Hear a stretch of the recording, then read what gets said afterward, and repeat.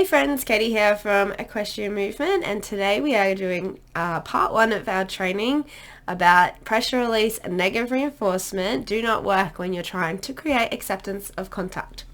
So this training and the trainings after it are going to be a little bit theory heavy. So if if you don't like to learn, you're gonna have to find somebody else to follow. This broke my brain when I kind of was going through it in my head. So I 100% anticipate that it's going to break your brain as well. It makes sense when we think about it logically. It's just that it's not how it's currently being taught. So being able to be flexible in our theories and our application and listening to our horse when we're experimenting with our training philosophy helps us do a better job of creating willing and engaged horses that enjoy learning and ask to be ridden and have the confidence to look after us. So we're going to start off first with just going over some of the kind of heavy theory stuff, just so that you can keep up with me when we go through the actual training with the horses. So this is our classic animal behavioral training of operant conditioning, and it's going to be important that you understand what's going on here for you to understand what's going on with the rest of the trainings. So if you haven't heard of operant conditioning before, you will have heard of negative reinforcement, which is quite often the tool used in training of pressure release, and then obviously our positive reinforcement training using our clicker training. So there's lots of debate and theory and whatnot going on around operant conditioning, but it falls under the umbrella of what is called associative learning. And so where I find this incredibly helpful is that if we give our horses something that they can associate to within the learning process, then learning happens a lot quicker. Before I understood any of this, so most of my ridden career, really, like as a child and then in my early 20s, I didn't realize that we could make learning significantly easier for our horses. So for example, if we're using negative reinforcement or pressure release, what we're doing is we're teaching the horse that the pressure is going to go away when they find the right answer. So once they understand that, it encourages them to seek the release of pressure. So training becomes a lot easier, because then if we apply pressure, the horse is giving behaviors to seek the release of the pressure. When we're looking at positive reinforcement, they're seeking the click treat. So if they understand that if they give the desired behavior, they get the click treat, and so they get rewarded and they feel good. So associative learning is giving them something to seek from us as like praise or reward, or with regard to negative reinforcement, relief, so that we're encouraging them to seek that, so they're seeking the behaviors that we're asking of them. Backtrack, 10, 20 years when we didn't really understand this very well. It's only kind of really gaining momentum now. So for me, that would be 30 years ago when I first started riding.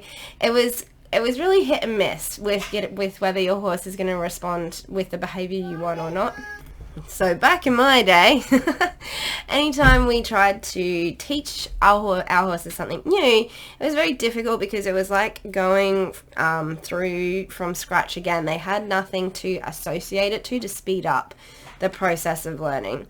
So when I've found out that what we're trying to do with pressure release and negative reinforcement is to get the horses to seek the release of pressure, that really kind of clicked a lot in my head with how easy it can be to train the horses when we have something that they associate to understand how to seek those behaviors. And so that is foundational to training and educating our horses, is understanding the learning process, the learning how to learn, getting them seeking behaviors for us, so that's easier to work with them.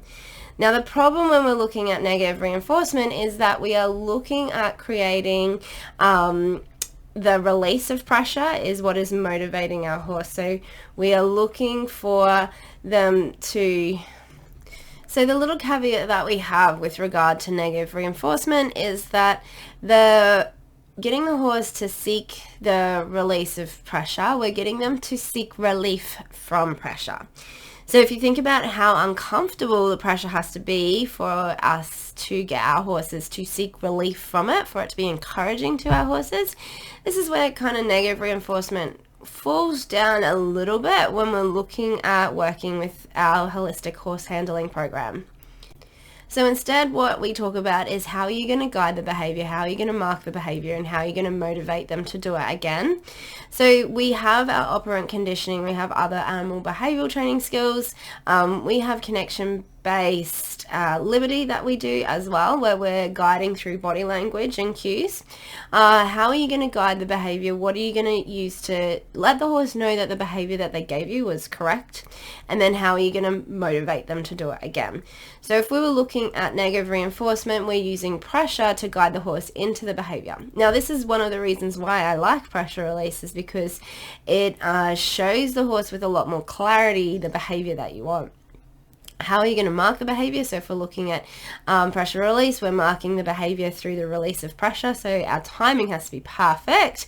But if we release the behavior, release the pressure for a behavior that we don't want, for example, if we're trying to teach our horse to walk on from halter pressure and they don't like the halter pressure, they resist and they rear, we get a fright and we release the pressure, then we're marking the rear instead of getting them to actually step forward off of the halter pressure. So that's where your pressure release can go wrong. And then how are you going to motivate them to do it again? So in pressure release, we're motivating them to do it again. The motivation is the relief of pressure. So again, this is like where I don't love negative reinforcement, is because our motivating factor is relief from pressure.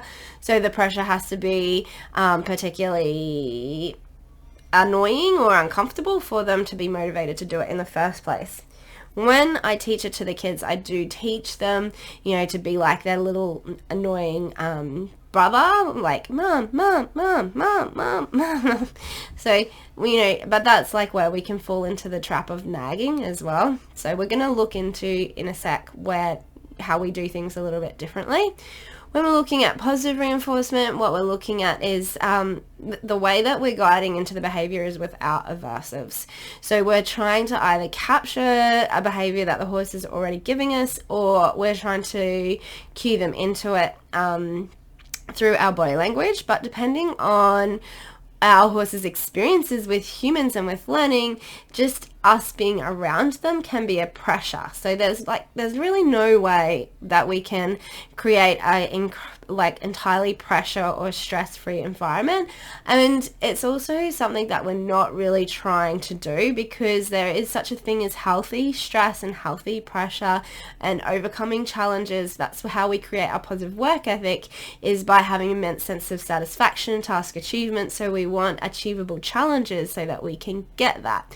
So that's where that kind of falls down a little bit, even though I really enjoy positive reinforcement. How are you going to mark the behavior? So you're either going to use your clicker or you can use a vocal, and then how are you going to motivate them to do it again? So in clicker training, we're using treats, but we can also be using pats and we can be using praise. So anything that we're adding to the horse's experience, that's going to encourage them to do it again. If we're giving them a pat that isn't very rewarding, that they don't really like, then it's not going to be very motivating for them to do it again. So that's why our connection training becomes so important in this, is that people can say, oh, my horse just doesn't like me because the way they pat them, they don't enjoy it. Like, my horse doesn't actually like being patted, and so that works perfect for me, because I don't really like patting because I'm super allergic to horses. He prefers it if we are just standing next to each other, like that's his reinforcer, and he also licks me, so we connect through licking. So when we pull this together into our holistic horse handling method, the operant conditioning, the associative learning, falls into our cueing and communication.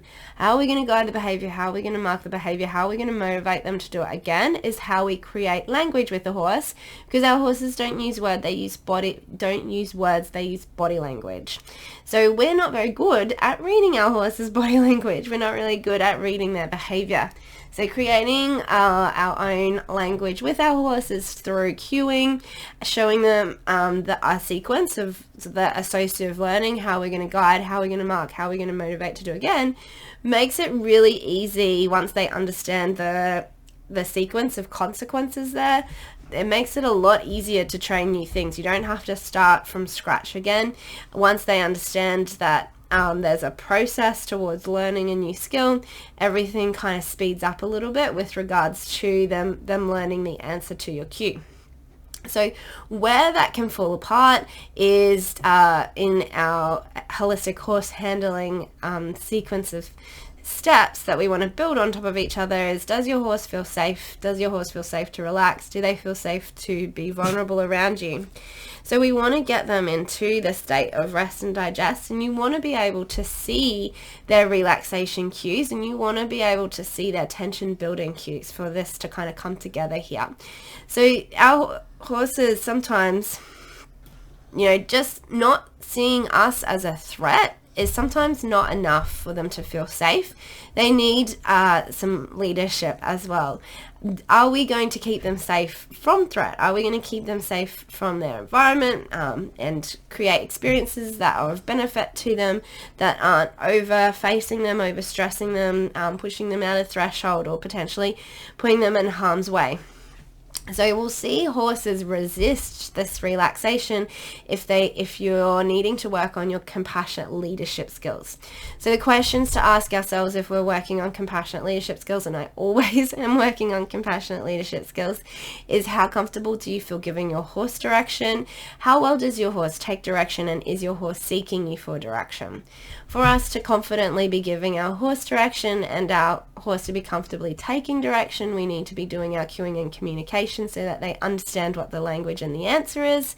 And then how our emotional agility work is, how does our horse respond to the ask? So if we're asking them to do something and they get frustrated, or they get stubborn, or they get anxious, then we're going to come back down to our rest and digest, like getting them down, releasing tension into a deeper state of relaxation. So we're getting them further away from threshold before we start giving them direction again and start cueing them into our ask. How does our horse respond?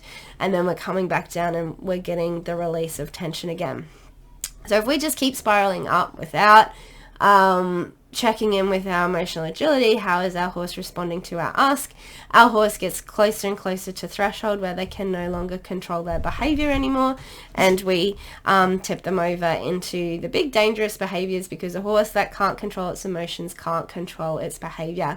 So we're always toggling up and down these pillars to establish our horse's nervous system state. Do they see us still as somebody who they're willing to take direction from? Is our direction clear? And how does our horse feel about the direction? And then do they feel safe around us? So as your asks get more challenging, then that's where they challenge us as leaders. So if we're asking them to do something that is hard, or if we're asking them to do something that they don't feel we're competent in, this is where we're going to have a compassionate leadership breakdown, where our horse is going to start showing us some resistance. We might see resistance because they don't understand what the answer is. We might see resistance because they just need a break. Like the space between the asks are really important to the horses. We significantly underestimate how much we are expecting of them to understand everything that we are asking them to do, and to do it perfectly the way we ask it of them, and to do it enthusiastically and willingly and with excitement and joy to participate with us with no resistance. So we really want to be checking in with these pillars as we're working through it. And when it comes to acceptance of contact, we're going to be in the saddle. We're looking at our going to work stage. So that's it for me for part 1. Join me in part 2 for what we're looking at for acceptance of contact, and then in part 3 where we're going to see our horse seeking acceptance of contact. Until next time, happy trails.